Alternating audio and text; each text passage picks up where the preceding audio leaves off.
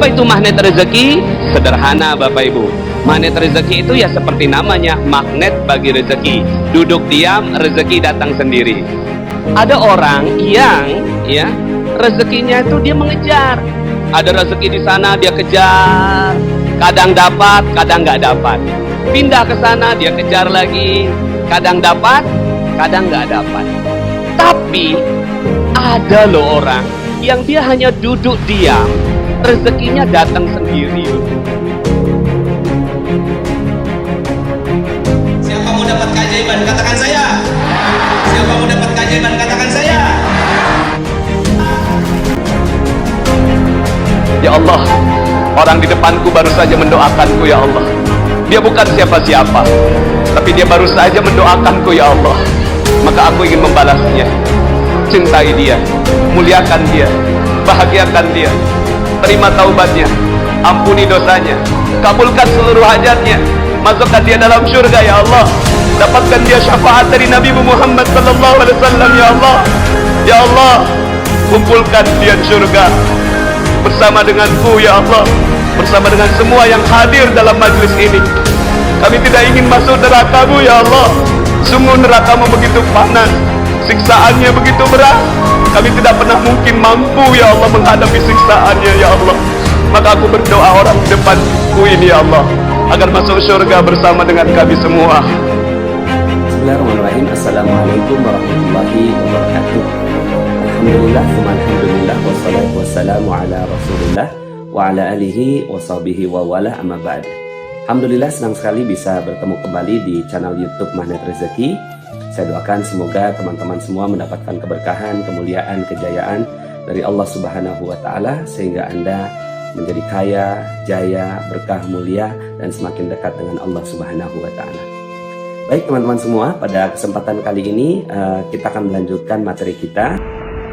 Oke, bismillahirrahmanirrahim. Assalamualaikum warahmatullahi wabarakatuh. Malam ini saya ingin sharing tentang sebuah ilmu yang luar biasa dahsyat yang saya beri judul Paradox of Candy ya. Paradox of Candy artinya adalah paradoks dari sebuah permen ya. Jadi begini Bapak Ibu, kalau seandainya saya punya permen misalnya ya, saya punya permen di saku celana kanan saya ya, lalu kemudian saya kasihkan kepada Bapak Ibu semua ya, kepada sahabat semua saya kasih permen tapi nggak ada bungkusnya. Pas kebetulan memang itu udah nggak ada bungkusnya, tapi masih ada isinya lah, saya kasih dengan tangan saya. Apakah sahabat semua mau terima permen saya? Pastinya tidak mau ya. Kenapa? Ya nggak tahu kenapa, pokoknya Anda nggak mau terima. Ternyata di sebelah kiri saya ada sebuah permen yang lain.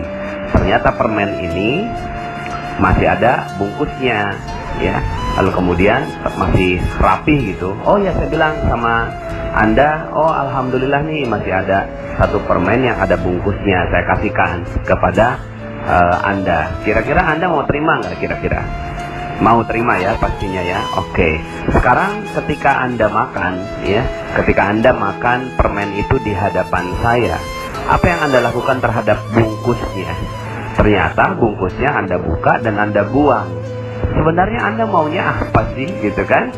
Kan tadi saya udah kasih yang nggak ada bungkusnya, tapi Anda nggak mau terima. Tapi pas saya kasih yang bungkusnya dibuang juga gitu kan? Nah inilah yang disebut sebagai paradox of candy ya, sebuah keanehan kita terhadap perilaku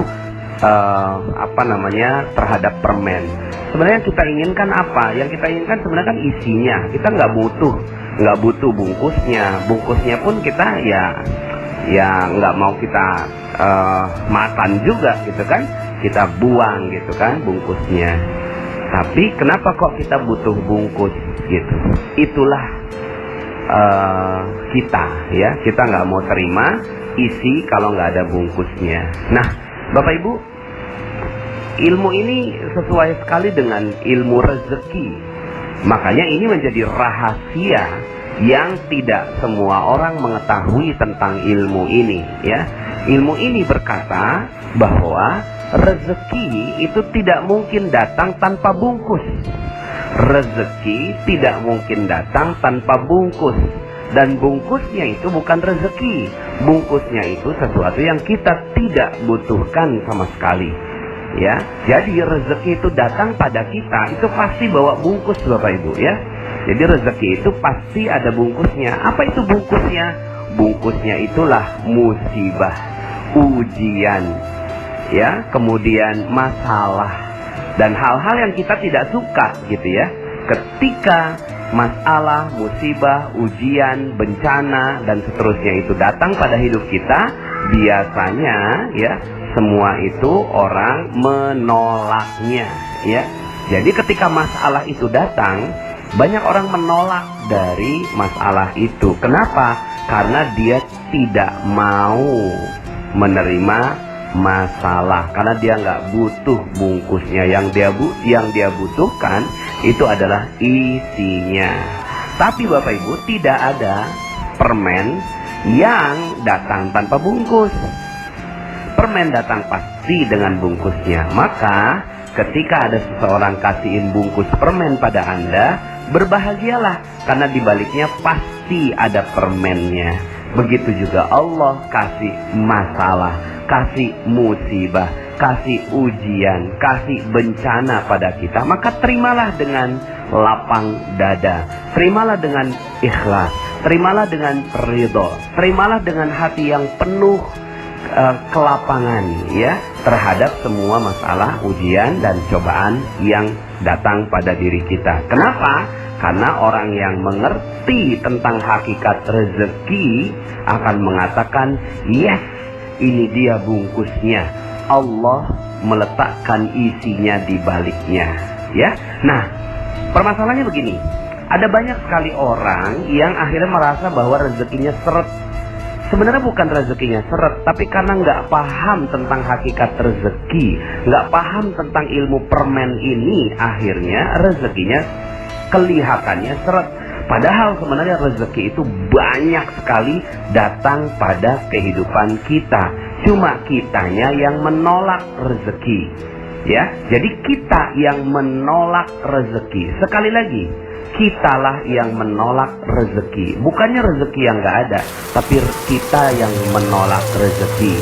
Contoh, bagaimana kita menolak rezeki? Misalnya seorang ibu ya lagi ngejemur pakaian, ya tiba-tiba pas lagi ngejemur turun hujan, ya pas turun hujan itu apa yang dikeluarkan oleh seorang ibu, ya maka dia akan katakan begini, ya hujan, ya padahal siapa yang mengatakan bahwa hujan itu bencana? Siapa yang mengatakan hujan itu musibah? Hanya seorang ibu yang lagi ngejemur. Padahal hujan itu adalah rezeki.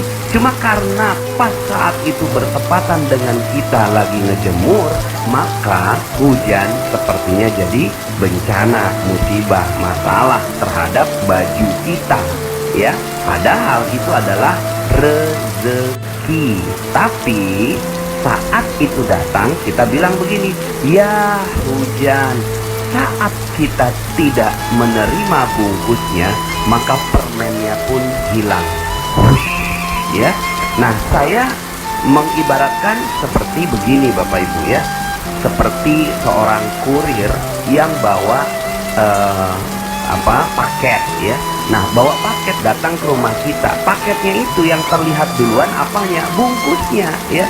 Nggak mungkin seorang kurir datang tanpa bungkus. Dia pasti bawa bungkusnya. Dia bilang, Pak, apakah benar Bapak namanya A? Oh iya benar. Silakan tanda tangan di sini Pak. Ini adalah paket rezeki untuk Bapak. Nah, kemudian kalau seandainya kita bilang, oh maaf, saya nggak suka bungkusnya, tolong buka dulu ini, gitu kan isinya. Saya baru mau tanda tangan kalau saya mengerti tentang isinya ini apa. Kata si kurir, oh maaf Pak, SOP-nya nggak begitu. SOP-nya adalah Bapak tanda tangan walaupun hanya ngeliat bungkusnya. Saya nggak ngerti isinya apa. Pokoknya Bapak terima aja bungkusnya gitu kan. Oh nggak mau, saya nggak mau terima bungkus. Saya hanya mau terima isi. Maka yang terjadi adalah sang kurir itu pergi meninggalkan kita. Maaf Pak, saya nggak bisa kalau seandainya buka bungkusnya di depan Bapak. Ya, akhirnya yang terjadi apa? Kita sedang mengusir kurir yang membawa kado untuk kita. Nah, setiap hari kurir rezeki itu namanya malaikat pembawa rezeki. Ada yang tahu siapa namanya malaikat pembawa rezeki? Namanya malaikat Mikail alaihi salam. Nah, malaikat Mikail ini saya bayangkan malaikat Mikail itu bawa kotak-kotak rezeki loh ya. Malaikat Mikail itu bawa kotak rezeki. Cuma dia bungkus berupa bungkusnya. Nah, ada orang yang mau nerima bungkusnya lalu kemudian dia dapatkan rezeki berlimpah. Tapi ada banyak orang yang dia tidak mau terima bungkusnya, maka sebenarnya dia sedang mengusir malaikat Mikail alaihissalam. Akhirnya malaikat Mikail pergi meninggalkan kita, ya. Nah, sekarang pertanyaan saya, berapa banyak Anda mengusir malaikat Mikail? Berapa banyak Anda mengeluh terhadap sesuatu yang Anda tidak suka? Jalanan macet, Anda keluhkan, aduh macet. Sebenarnya apa yang terjadi? Anda sedang mengusir rezeki. Turun hujan, iya hujan. Anda sedang apa? Mengusir rezeki. Aduh banjir. Anda sedang apa? Sedang mengusir rezeki. Wah, sekarang kok ya gaji malah diturunin ya. Lalu kemudian Anda mengeluh dengan itu. Sebenarnya apa yang sedang Anda lakukan? Anda sedang mengusir rezeki, ya. Waduh, di PHK Anda nggak suka dengan itu. Sebenarnya Anda sedang apa? Sedang mengusir rezeki. Sekarang pertanyaan saya, berapa banyak rezeki yang sudah Anda usir setiap hari? Jadi sebenarnya yang paling mudah adalah menerima rezeki. Yang tidak mudah adalah menolak rezeki.